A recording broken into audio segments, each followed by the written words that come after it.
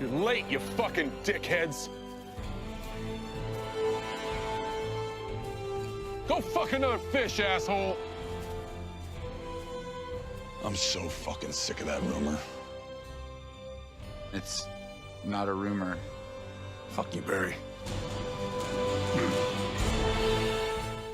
Hey, buddy, you better rewind that. What up, Rewind Gang? We're back with another recap video for you guys. And this time it's for Peacemaker, episode 8, the season finale. But before we get into it, be sure to like, comment, subscribe, hit the notification bell. And man, I can't wait to talk about this because Peacemaker is the bomb. That show's so fire.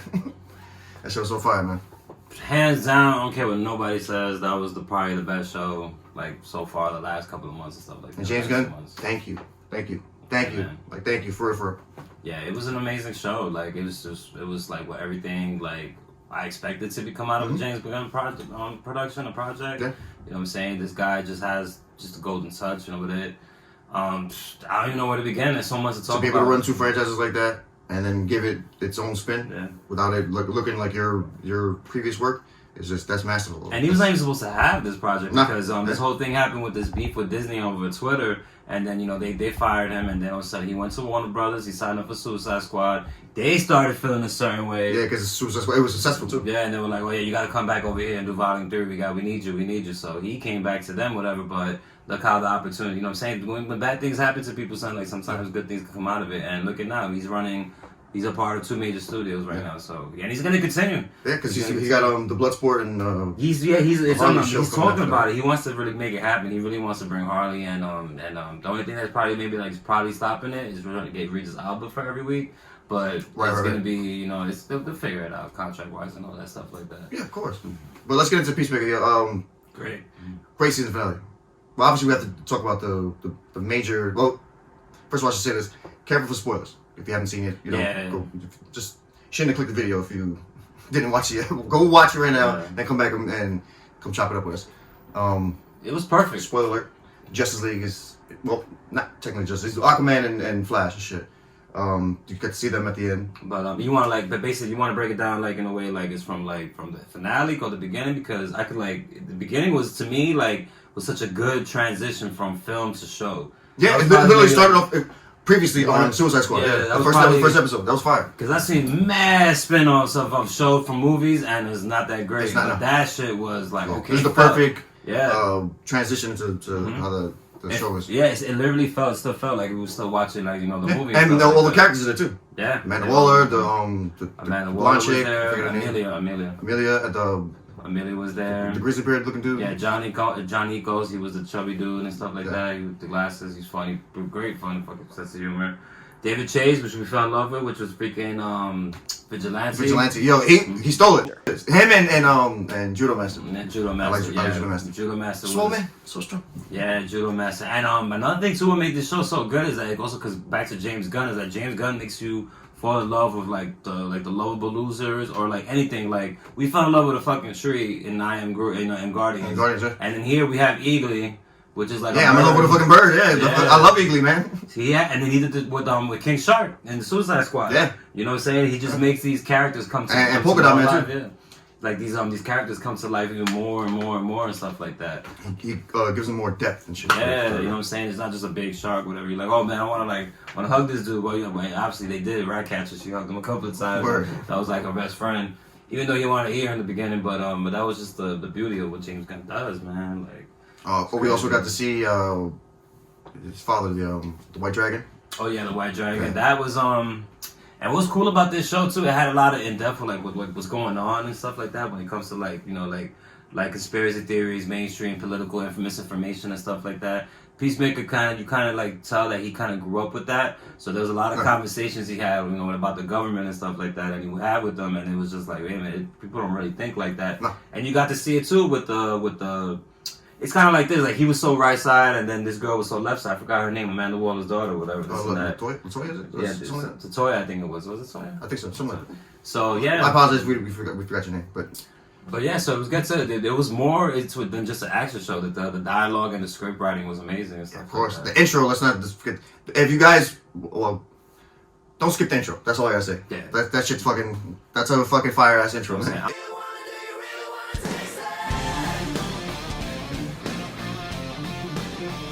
I'm an 80s baby, so I grew up with the intro. Like, the intro was where it was at. Like, the intro got us ready, you know what I'm saying, to watch the show.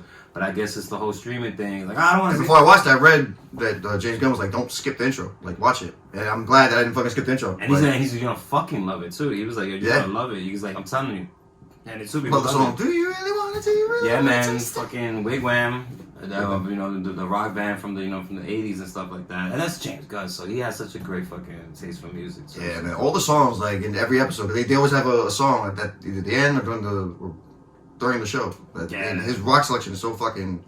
Yeah, it's fucking so dope. crazy. Well, you know, it's glam rock, right? You heard it. His Peacemaker's favorite is glam rock and stuff like that. He loves it a lot.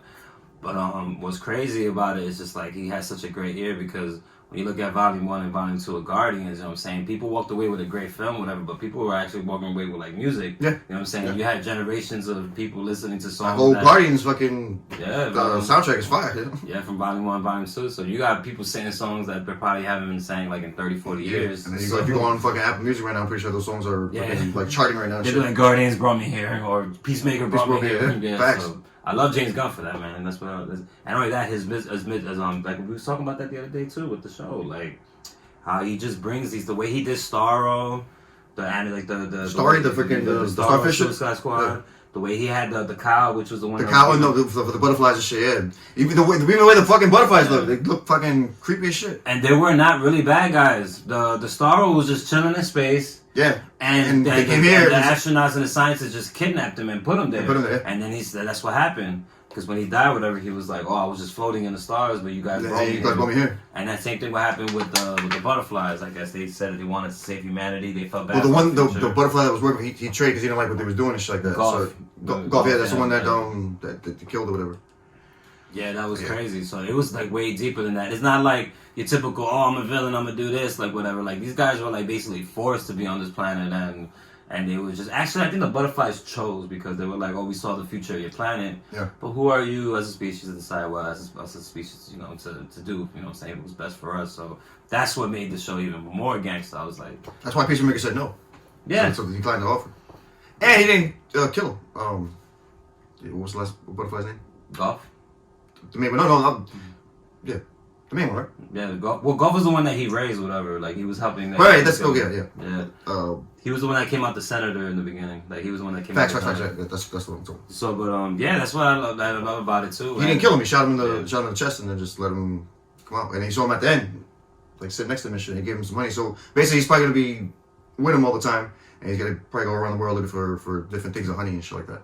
And what's fucked up too is that when I saw the Suicide Squad, I was like, "Damn, son, you killed fucking Rick Flag, bro." Like, he still feels bad about this shit because he still gets PTSD. And that's why I'm kind of glad that James Gunn brought it. He was like, "Hey, dude, like he just didn't he did it for like it made him question like what he really is for and stuff like that." And he's like, "Yo, I'm over here listening to fucking Amanda Waller and shit. I just killed fucking Rick Flag, like." Yeah, he's just basically a fucking American hero, and it was kind of crazy and messed with him and stuff. But that goes back to when he was a kid, when he killed his brother and shit. Yeah. They got into a little scrap, and then he had a seizure and stuff like that. That's not his fault. That's his father's fault for fucking putting him to fight and shit. Yeah, so as you can tell that his father was like heavily damaged and stuff like that. And the music, back to James Gunn, is what where these guys escape from. Like Star-Lord, he was lonely. He was in space. He's from Earth. Nobody else is from Earth. And the music is what connected him to his mother and connected him to his childhood. So when there's a couple of scenes where Peacemaker's trying to find, guys, no pun intended, but peace within himself, he would listen to music and think of his brother. So that's just James Gunn's magic touch right there. That's just a perfect example of it. We finally got to see him with his shield. Oh man, that was so badass, and it was just like the comic too. And James Gunn said he wanted it to look like a dickheaded version of Captain America and shit. Yeah, like a douchier version. But so he threw the fucking shield and then shot the fucking. Yeah, it's like the fucking hammer was one up with a long ass. What was that? That shit was like this long. The Glock. It was like. Oh, the Magnum, 41 Magnum. Oh my god, big boy. That shit was crazy. Yeah, man, that whole. I'm telling you, that show was so amazing. And then that was fire. The fight scene, they put the fucking song from the intro. Yeah, so you mean more. Made it more gangster and shit. Like what? Yeah. That shit was crazy. That shit was fire, dope, man. I'm like. And then Amanda Waller's daughter, she finally got her superhero on. She fucking saved what's her name? Yeah, she's good. She's actually fucking. Oh shit. She's like her mom. Like she knows how to get shit done. Like for Amanda Waller to be in that position is you have to work your way up and shit like that. So obviously she has like her mom's skills, but she doesn't have her mom's manipulation tenacity. skill. She doesn't have her tenacity the way Manipulation skill, she doesn't have that. She's more the grit. She has a good heart. She has a good heart. Man, the one don't give a fuck. And it's gonna be mad repercussions for that shit though, because what she said at the end, she spoiled her fucking mom. So there's gonna be a lot of Nah, I can't wait till next season for that. Like what's, It's gonna be dope, man. I'm actually kind of glad that it's getting picked up. It was a hit. It was a gangster ass fucking hit. So yeah, I enjoyed it. I really enjoyed it. It made me when I was halfway through the season, it made me want to watch the Suicide Squad again. So you know what I'm saying? Like yeah, I really do know. Yeah, man. It's a really that's my favorite one out of the DCU. Like the DC. Yeah, and then it was that's my favorite. It's funny one. as fuck because he starts. So down. he mentioned there's an arrow in the DCU. Mm-hmm. In his DC, there's a Batmite. Obviously, Aquaman and Aquaman, Justice League is there. Aquaman has sexual. And I think Amanda was the one that called him, but she probably called him mad late and shit. Yeah. And that's why he's like, yo, you guys are fucking late, dickheads. Yeah, you call him like that and stuff like that. You know, Aquaman out there, he has. And there's a rumor that he fucks fish and shit. Yeah, he has sexual intercourse with fishes. Of that. Apparently, that's the rumor. It's not. The rumors are true. Fuck you, Barry. You never know. You never know. But yeah, it was dope. I really enjoyed it. I really hope that this DC extended universe continues at least just for a little bit. You know, I really don't want it to all end like in a one shot. Really good. You know, everything. I felt like it was just all got rushed, and right now I think they're finding their footing, and should give it time and stuff like that. Yeah, well, the first crossover that they did was the ending of Peacemaker. Yeah, people forget like not all the MCU movies were hits. Like there was some duds in that shit. Yeah. You know what I'm saying? There was some, Dark World. You know what I'm saying? Like it was a good movie, but it was not. You know Dark World was fine. It was, but not as. But you know what I mean. It's way better than fucking Eternals. But let's just. I don't know why they did that shit. To be honest with you, like that. What the fuck? The point? You know what? We're not MCU bashing. We're just saying you guys. Nah, we just basically movie bashing. We're basically saying like Kevin Feige must have been mad high off his fucking champagne with freaking Super Bowl drunk. You know what I'm saying? Like that shit carried over. Championship drunk. Off of Endgame. Man. Back to Peacemaker, but back to like I said, I'm looking forward to more crossovers, especially like since we saw Aquaman and Flash and shit like that. And also they plug in also the movies that are coming out this year too. Exactly. Yeah. So you know those are the two. They both the ones that spoke are the ones from the 2022 slate. Right. Exactly. So, yeah, Wonder Woman's they'll come out till next year. Not for a while actually. Not for a while because the movie just got released last Christmas. Well, not this Christmas. The Christmas before. So yeah, that's pretty much it. But I liked it, man. It was a good show. It was that. I'm excited for season 2. I can't wait till that shit comes out. Vigilante sidekick of the year, hands down. Hell yeah, man. That shit was gangster. He's better than the Arrowverse Vigilante, like hands down, period. Like yeah, like I guess you could be more deep with them at that when you're on HBO. He gives me Deadpool notes too. Yeah. Not saying he dresses like the comedies. He's mad funny and like shit. That. So yeah, definitely. You know, he's assassin and he was nice as fuck. Too. Hey, what? Yeah. I seen him in the jail when he beat the shit out of the dude. And he finally got Peacemaker to admit that that's his best friend. His best friend. Because I remember there was a scene where he was like, "Who's your best friend?" He's like, "Eagly." Okay, some person who's your best friend. He said, "Let me change that question." But nah, the dynamic was dope, man. It was a really good show. Sonya Song. And shout out to John Cena, man, for being such a good fucking actor, bro. Like I didn't know he was that good, yo.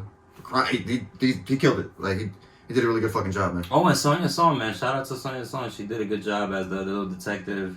You know, that she was on to Peacemaker and stuff like that. So, yeah. The one that turned into a bug light, whatever. Yeah, she did a good job and stuff like that. She was like throughout the series and things like that. But John Cena, man, wow, bro. Well, we knew he has good skills with that. He has a lot of movies. Not like this. This is you get to see more. It's more grounded. You get to see him be a little more funny. I didn't even know it was that fucking funny. Well, yeah, Cockblockers. He was in Cockblockers, right? Yeah, Cockblockers. He killed that shit. Yeah, he was funny in that shit. He was funny, and you know that like these WWE superstars, they become, you know, they that's why they call them superstars because. They just take from the ring to the stage, and they're just amazing. They take off and stuff like that. It takes a lot of skill to act out those matches. I think HBO, when you're on HBO, like you could be the shittiest actor in the world. Something about HBO brings the actor out of you. Yeah, I can see that happening. I see that. I've seen that. I've seen a lot of people win Emmys that probably didn't even think they were gonna act like a year before that. You know what I'm saying? Like that is true. That's what I'm saying. They turn them into stars. So. I'm like really excited that fucking John Cena's like doing his shit, and he already got renewed season 2. So you know what I'm saying? Because I guess people had that perception, like, you know, when Hulk Hogan, you know what I'm saying? Right. Well, Mr. T started acting, it was like, oh man, it's kind of cringy, you know, whatever. But nah, these guys are fucking. They know what they're doing now. Like that, Dwayne Johnson changed the landscape of that. Like, what I'm saying, and I feel like a lot of future wrestlers are gonna still. Yeah, the big three out of the wrestlers is The Rock, John Cena, and Batista. Yeah, but That like really made it in acting. Like yo. And look at there's another wrestling James Gunn connection right there because he works with Drax. You know what I'm saying? Drax and Bautista. And Batista said, "Yo, I want to be in like a DC project with you." So yeah, it's you possible. never know. You never know. It's possible. There's a lot of guys that he could fit in right there for that too. And there's a lot of guys doing DC and Marvel at the same time too. So. Bautista, Bane. I can see that. Hell yeah, I can see that. You know what I'm saying? I can see that. He can pull the accent. He has like that little ethnic look. You better do the mask. What? Yeah, I can see that. He's already man fucking. And think about the fight between him and Cena. That's gonna be straight up Monday Night Raw. Monday Night Raw. Yeah, fuck it. Monday Night Raw on Thursdays on HBO Max. So yeah, you see? That's a good idea. Yeah, I think it'll be tough. I think it'll be beautiful for. The reason why he said Bane is because Bane is supposedly rumored to be appearing in the second season. Which I feel like probably in a bunch of other cameos that we're probably even gonna like. Yeah, man, I really do. I really feel like that'll be amazing. I know it's not gonna be. I know everybody got used to the Tom Hardy Bane and stuff like that, but we're gonna go with the comic one. You know, the Venom, Poison, Mask, and imagine James Gunn having that type of, that type of Bane. You know, with the Venom in his veins popping out. Hell yeah! And then he gets all crazy, and then his eyes is like, oh man, with that mask and shit, that's gonna be crazy. That's gonna be crazy. Thanks. I'm really hoping for that. Damn, that's crazy, man. I also like Peacemaker's his helmets, man. That Sonic Boom shit was crazy. Let's talk about the helmets. We all made fun of everybody made fun of him in Suicide Squad. Yo, why he wears that shit? Yo, where's that thing on that shit has mad different. He got a bunch of them too. He has one has the fucking X-ray vision, the X-ray, the fucking Sonic Boom. The Sonic Boom was crazy. That shit was bugged out. Oh, the torpedo. The torpedo. It literally turns you into a human torpedo and shit. Yeah. The only thing that's like a downfall with that is that you could break every fucking bone in your body. Type shit. Yeah. Yo, the torpedo was crazy. The Sonic Boom, and it's not only like one boom. No, what was the other one? They could fly. I think. Yeah, the anti-gravity. Anti-gravity shit. Yeah. So he had a whole bunch of them because we saw him like when he was. He apparently has a helmet that gives you scabies or some shit, or gives people like scabies and shit without the wearer getting. Because we was like, yo, because he was clearing out his his layer and stuff like that. That was his father's layer. He was grabbing them and shit. Like, yo, fuck it, take all of them. He's like, dang, this motherfucker took all those helmets in there. But you know what I'm telling you, man, it was dope. I really enjoyed it a lot, man. It was really. So we're gonna see next season. Well, I think they're gonna keep the pops around just to be in John Cena's head and shit like that for like next season. Yeah. Because remember, after he shot him, he still had like PTSD. Saw him, he was talking to himself and shit. Yeah, he's not really up. He's not really like we're not done with that. You're not gonna finish seeing the pops anymore. You're gonna see him, but you're gonna see him like through visions and shit. And it's gonna, because as we could tell, like Peacemaker, he's going through. He has like a lot of trauma going on and stuff like that. So. Mental health is really a big thing, also big key in the show. Yeah, for real. You know what I'm saying? Him, having flashback with his brother, killing Ric Flair, Ric Flag, talking about all these wrestlers and shit. And we watch wrestling. Yeah, so yeah, it's I really feel like like you said, back to your point, like John Cena is like he's showing more of his layers and stuff like that. It's more depth, and happy for him, and I'm happy. Happy for us, man. We get some good ass DC content. But see, look, and this is what I like about James Gunn is that he's gonna keep the continuity. Mm-hmm. So what I mean by that is like you see how Marvel, Iron Man, what came after Iron Man. You see how they kept it going. Right. He's gonna do that, but with the TV shows. So I'm excited for that shit. Yeah. That's what we need. That's what DC has always been missing. It's the continuity. You guys cast one actor here, but then you cast another Batman. Like why would you do that? Just keep it But I guess like what they say is they just go into like through the multiverse and stuff like that because they really wanted to like confirm that during the shutdown. The DC fandom, they were like, yeah, it's a multiverse, so there is two Batmans, and who knows in the future that there's gonna come a time where you might see this Joker, that Joker. So they got something working. You know what I'm saying? The multiverse is not an MC creation. The next thing is it's not an MCU creation. The multiverse has been around. Like I want to hear that. It's a folklore. It's been stories and everybody things like that. So everybody. If anybody has anything to attest, just go type in "Crisis on Infinite Earths." Yeah, that's it.